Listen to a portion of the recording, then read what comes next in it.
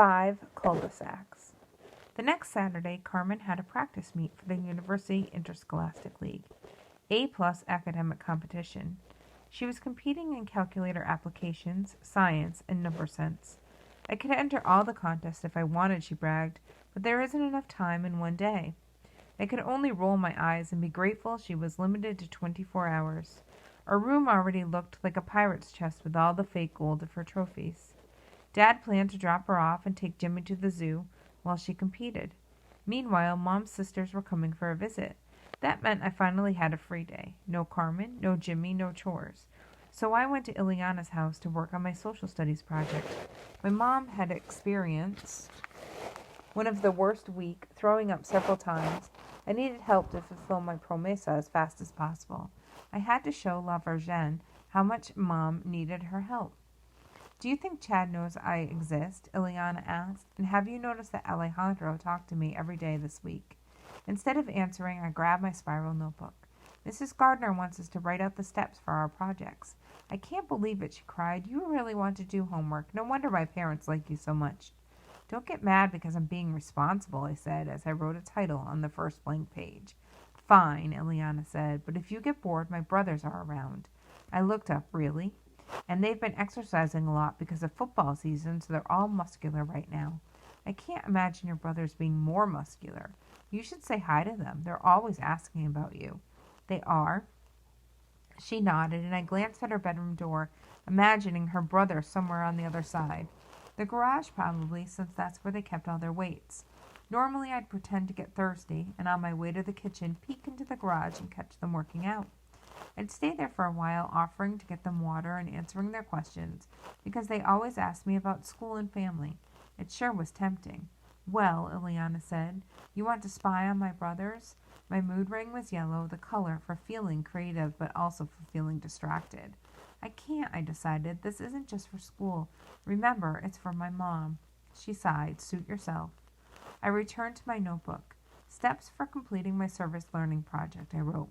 Visit Race for the Cure website and learn how to become an official participant. Print a sponsor form. Go to people's houses and ask for donations. I thought a moment. What happens after I get donations? Continue training to get in shape for the event. I looked at the ceiling and scratched my head. This sounded like a complete plan to me. All done, I said. Ileana glanced up. No way, you finished in 2 minutes. I shrugged. It's not that complicated.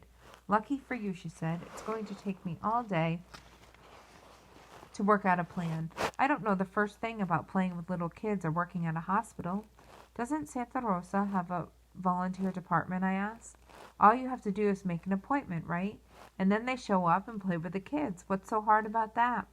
I wish it were that easy, but in my house, I'm the little kid, so I never have to babysit. I nodded, thinking about Jimmy Gimme. Yeah, it's tough. I babysit a lot, and my little brother can be a giant headache sometimes. But he's so cute. You're right, I admitted. He's a really cute giant headache. She laughed and threw a pillow at me, and I remembered how Jimmy liked to throw things too, especially after he begged to hold them. And of all the things in the world, his favorite objects to hold were chia pets, I blurted.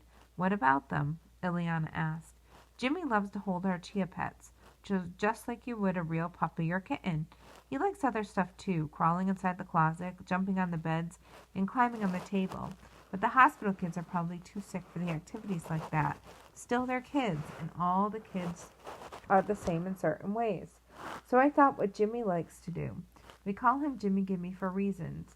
Every minute of every day he's grabbing something, and one of his favorite things to grab is a chia pet.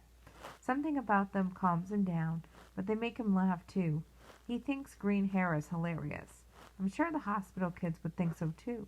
If you find a way to get people to donate chia pets, then the kids could keep them in their rooms, make sure they're watered, watch them grow. They could name them. They could have a chia pet party. They could... Slow down, Ileana said. I can't write fast enough.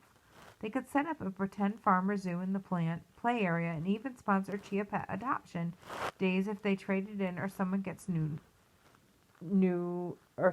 gets admitted. Ileana scribbled frantically. Pet party, she mumbled. Farm or zoo? She wrote a few more lines, put down the pen, and shook the stiffness from her hand. Wow, she said, you really know how to brainstorm. If only brainstorming were useful for math, I sighed. I'm so nervous about the test next week. I just know I'm going to fail. I already failed a practice quiz. But you do great in your other classes, so you can't be that bad at math. Yes, I can.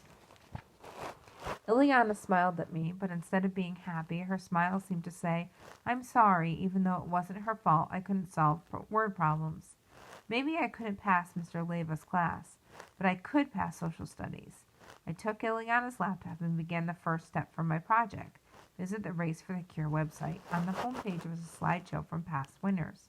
Most of them featured groups behind company banners or runners crossing the finish line. Both the slideshow, a box, offered raising tips. Like most people did not donate simply because they were asked, and make their first donation and watch your family and friends follow. Another box lifted the top fundraisers. Our Lady raised more than $67,000. That was probably more than I could ever get. But lots of people had raised $5,000 or $6,000. Maybe I could too. After all, how hard could it be? All that money must mean people really wanted to help. Eager to get started, I clicked on register as an individual. The form asked for information, like my name, address, phone number, and t-shirt. I cheered because I love cool t-shirts. After my contact information, the registration form had a questionnaire. Please tell us the primary reason you are participating, it said, followed by a drop-down menu. My choices included, I care about finding a cure for breast cancer. I enjoy walking or running. And my workplace organized a team. Nowhere did it say school project or ProMesa, or my mom's sick, so I selected the first option. After all, I did care about finding a cure, even though it wasn't my primary reason for doing this. The next question asked, how did you hear about this event? And luckily, newspaper article appeared in the drop-down menu. Finally, I had to pay a fee. I didn't have $35, so I called Dad's cell phone and asked to use his PayPal account.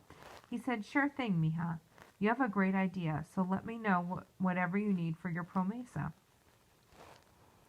Now, as an official participant, I printed a donation form that had the Race for the Cure logo on the top, a Please Sponsor Me paragraph, and a grid where people wrote their names, addresses, and donation amounts. The entire time I worked, Ileana talked to people at the hospital and set up an appointment. She hit her end button at the same time I shut the laptop. Ready for the next step, I announced. Me too, Ileana said, but I can't do anything until next weekend. I have to go to volunteer training before I can work with the kids. What a bummer. Actually, I'm glad. I need that training. I'll probably feel more confident after I go, and maybe I'll meet a cute guy there, too. I laughed. Ileana could turn any event into a setting for romance. I guess I'm ready to bug people for donations, I told her. I'm going to do it the old-fashioned way, by going door to door. Sounds like fun, she said. Want to start right now? Sure, but you don't have to go with me. I didn't mean to leave her out, but part of my wonder if a ProMesa counted when you didn't do it yourself. I want to, she insisted. It'll be fun. Well, okay, I said, not wanting to be rude. I pinned the fundraising form to a clipboard, grabbed a pen and a manila envelope for the money, and we headed out the door. Our neighborhood was several winding streets with cul-de-sacs. When I was in elementary school, I called the cul-de-sacs mushrooms because that's what they remind me of, and now my family and friends call them mushrooms too. We live in a suburb, so the houses are still new.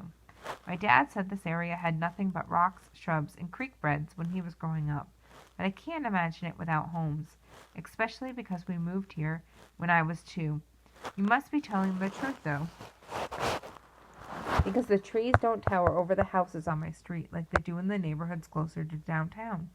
Let's do your mushroom first, I told Ileana. Sure thing, we can start with my neighbor. We knocked on the door, and an old woman answered. Her face was as wrinkled as a wadded burger wrapper, and she moved as if every muscle ached. Hello, Senora Alberta, Ileana said. Is Carolina here? No, no está aquí. Ileana turned to me.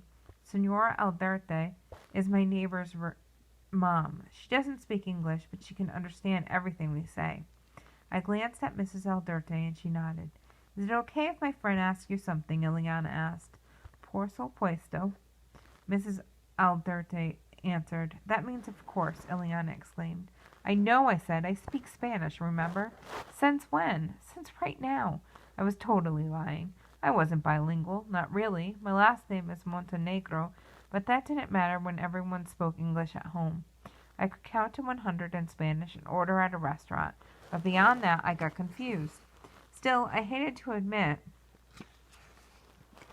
that I wasn't bilingual because it made me feel dumb. I was already weak in math and didn't want to be weak in Spanish too.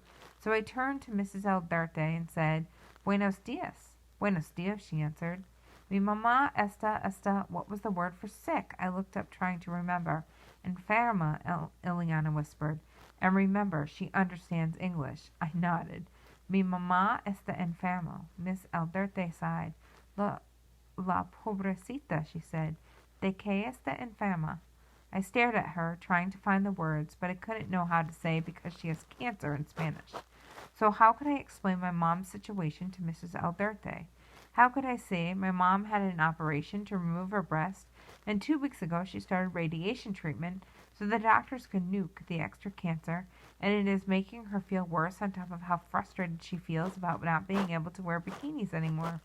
How could I say something so complicated in Spanish? Sure, Mrs. Aldarte understood English, but even so, how could I answer in English in any language? It was too personal. Her mom has cancer, I told Ileana, and my friend's raising money to help find a cure. There's a race run coming up, so she has asked people to sponsor her by making a donation. Mrs. Aldarte looked the whole time Ileana spoke. After a moment she said, Lo siento, pero no tengo mucho dinero. She held out empty hands. Then she reached in the pocket of her house dress. Solamente tengo 10 dolores. She handed us a 10. ¿Está bien? Oh, yes, Mrs. Aldarte, I said. Es muy bien. I took the bill and put it in the envelope. Muchas gracias, I brewed, as if Mr. Alderte were the queen of the cul-de-sac. Vaya con Dios, she said, about to close the door. Just another minute, I pleaded. Can you fill this out? I handed her the sponsor form. She wrote her name, address, and a donation amount, and we thanked her, and 20 more times before she left. She's so nice, I said to Ileana as we walked along the sidewalk. Wish people like her. I'll reach my goal in a couple of weeks. If not sooner, Ileana predicted. We went to the next house and rang the doorbell. No one. Same for the second and third houses. That's strange, Ileana said. Their cars are in the driveways. When we rang the fourth bell, a lady peeked through a curtain, but she didn't answer. I knocked and heard movement inside. I knocked again. Nothing. We know you're in there, I called. We just want to ask a question. But the lady didn't respond. I turned to Ileana. She's ignoring us. That's so rude, Ileana said. A few people answered their windows, but they weren't very nice. Can't help you, they kept saying. Now and then we met someone who had the experience with illness. One person, for example, had a cousin with cerebral palsy, and another a grandmother with leukemia. They were more than happy to donate. We met several mushrooms, and after a while we had 4 ears, 4 yeses, 8 no's, and countless unanswered doors. Getting 500 people to sponsor me was not going to be easy.